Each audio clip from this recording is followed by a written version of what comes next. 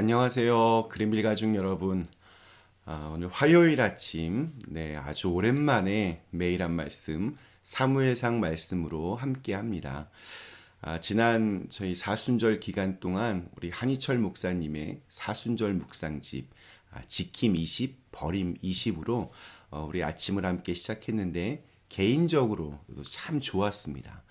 묵상집의 내용도 좋았고, 무엇보다 제 얼굴은 이렇게 나오지 않게 편집을 해서 40일 동안은 좀 이렇게 마음 편하게 그렇게 녹화를 했던 것 같습니다.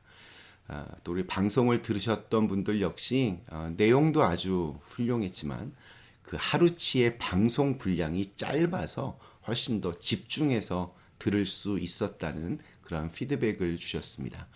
그래서 앞으로 우리 매일 한 말씀도 조금 더 짧게 아주 임팩트 있게 그렇게 준비해야겠다는 생각을 했습니다.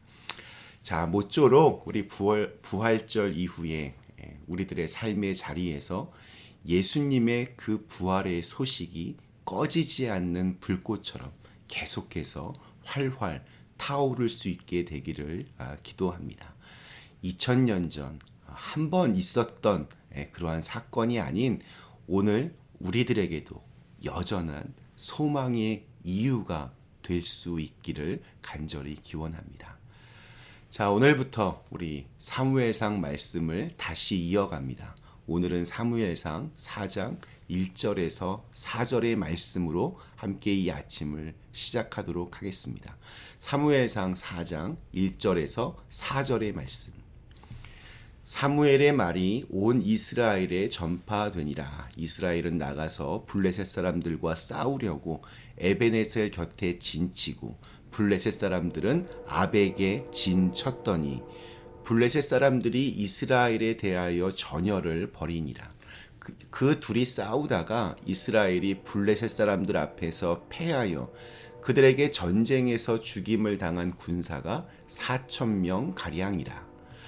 백성이 진영으로 돌아오매 이스라엘 장로들이 이르되 여호와께서 어찌하여 우리에게 오늘 블레셋 사람들 앞에 패하게 하셨는고 여호와의 언약궤를 실로에서 우리에게로 가져다가 우리 중에 있게 하여 그것으로 우리를 우리 원수들의 손에서 구원하게 하자 하니 이에 백성이 실로에 사람을 보내어 그룹 사이에 계신 만군의 여호와의 언약궤를 거기서 가져왔고 엘리의 두 아들 홈니와 비느하스는 하나님의 언약궤와 함께 거기에 있었더라.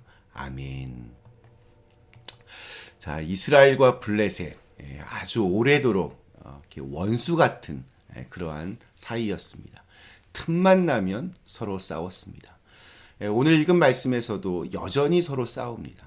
근데 왜 싸웠는지 그 이유에 대해서는 기록조차 없을 정도로 그저 만나면 서로 으르렁 됐습니다. 그리고 이번 싸움에서 이스라엘이 졌습니다. 전쟁에서 지고 군사들이 돌아오자 긴급 대책회의가 열립니다. 그리고 그 회의의 결론이 3절에서 이렇게 기록되고 있습니다. 제가 현대인의 성경으로 한번 읽어보겠습니다. 살아남은 이스라엘 군이 진지로 돌아왔을 때 이스라엘 지도자들은 모여서 서로 의논하여 이렇게 말하였다. 왜 여호와께서 오늘 우리를 블레셋 사람에게 패하게 하셨을까? 여호와의 법궤를 실로에서 이리로 가져오자. 우리가 그것을 전쟁터에 메고 나가면 여호와께서 우리 가운데 계셔서 분명히 우리를 원수들의 손에서 구원하실 것이다. 블레셋과의 싸움에서 진 이유를 하나님에게서 찾았고 그래서 하나님의 언약궤를 전쟁터에 가지고 가면 하나님께서 우리를 이기게 하실 것이다. 이렇게 얼핏 보면 굉장히 아주 신앙적인 그러한 주장을 합니다. 그러나 조금 더 우리가 깊이 들어가 보면 완전히 다른 정반대의 마음을 품고 있다는 것을 알 수 있습니다. 하나님의 언약궤, 법궤라고도 그렇게 불립니다. 이것은 이스라엘이 시작될 때부터 함께했던 아주 거룩한 성물이었습니다. 모세가 시내산에서 우리 하나님으로부터 십계명을 받았을 때 그 돌판을 보관하기 위하여 언약궤를 만들었고 그 안에 아론의 지팡이 그리고 만나를 담은 금항아리를 함께 넣었습니다. 하나님의 말씀을 따라서 거룩한 장소인 성소를 만들고 거기에서도 대제사장만이 1년에 한 번만 들어갈 수 있는 지성소를 아주 특별하게 만들어 그곳에 언약궤를 보관했습니다. 하나님의 임재를 상징하는 그러니까 이스라엘 민족이 가장 거룩하게 여기던 것이 바로 이 언약궤입니다. 그런데 지금 이제 블레셋과의 전쟁에서 졌다고 지도자들이 이 언약궤를 메고 가서 다시 전쟁을 하면 승리할 것이라고 그렇게 말을 합니다. 저는 이 부분에서 하나님의 언약궤가 금송아지로 전락한 것처럼 그렇게 다가왔습니다. 시내산에 올라간 모세가 내려오지 않자 사람들은 그 산 밑에서 금송아지를 만들어 놓고는 이것이 우리를 애굽에서 구원해 준 여호와 하나님이시다 하면서 그 앞에 절을 했습니다. 성경에 기록된 우상 숭배의 가장 대표적인 사건이었습니다. 지금 다시 이스라엘은 그때의 죄를, 그때의 잘못된 생각을 반복합니다. 하나님의 언약궤를 자신들의 소원을 이루어주는 부적처럼 그렇게 여깁니다.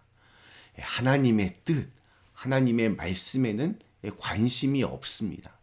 자신들이 필요하면 언제든지 사용하고 이용할 수 있는 도깨비 방망이처럼 그렇게 생각합니다. 그리고 사실 오늘 우리들에게도 이러한 모습들이 있습니다. 평상시에는 하나님과 별다른 만남도 없습니다. 하나님과는 상관없이 나는 내가 하고 싶은 대로 그렇게 살다가 어떤 위급한 상황이 벌어지면 그때서야 하나님을 찾습니다. 하나님의 말씀에 그때라도 좀 귀를 기울이면 좋겠는데 그렇게 하는 것도 아닙니다. 그저 내 소원이 이루어지기를 어떤 특별한 능력으로 기적 같은 일이 벌어지기를 그렇게 꿈꾸며 소망합니다. 그러니까 나는 그대로 있고 하나님이 그냥 알아서 다 해결해 주시기를 바랍니다. 자, 그러나 하나님은 그렇게 일하시지 않습니다. 하나님은 우리를 통해서 일하십니다. 우리의 마음과 우리의 말과 행동을 통해서 일하십니다. 그렇기 때문에 내가 온전히 서야 온전하신 하나님의 일이 드러나고 내가 올바로 걸어야 올바르신 하나님의 시간이 그렇게 만들어집니다. 금송아지, 부적, 도깨비 방망이 다 정작 하나님과는 상관없는 내 욕심과 욕망의 표현입니다. 우리 4절 후반부에 보면 전쟁터에 가지고 온 언약궤 옆에 엘리의 두 아들 홈니와 비느하스가 있었다는 구절이 나옵니다. 그들이 얼마나 하나님의 마음을 아프게 했던 망나니들이었는지 우리는 기억하고 있습니다. 하나님의 성전에서 차마 입에 담을 수 없는 범죄들을 저질렀던 그들이 아주 의기양양하게 언약궤 옆에 서 있는 모습, 참 가슴 아프게 그렇게 다가옵니다. 오늘 우리에게 주신 하루, 우리가 믿는 하나님을 싸구려 부적처럼 여기지 않고 오히려 내가 하나님의 선한 도구가 되어서 하나님의 나라를 이루어 가는데 그렇게 귀하게 쓰임 받으실 수 있기를 간절히 기원합니다. 우리 잠시 함께 기도하시겠습니다. 선하신 하나님, 오늘 우리에게 주신 하루 하나님이 하나님 되게 그렇게 우리가 하나님을 향한 마음으로 살아갈 수 있게 하여 주시옵소서. 하나님의 선한 도구가 되어서 하나님의 뜻을 우리의 삶 속에서 이루어가는 귀한 하루가 되게 하여 주시옵소서. 예수님의 이름으로 간절히 기도드리옵나이다. 아멘.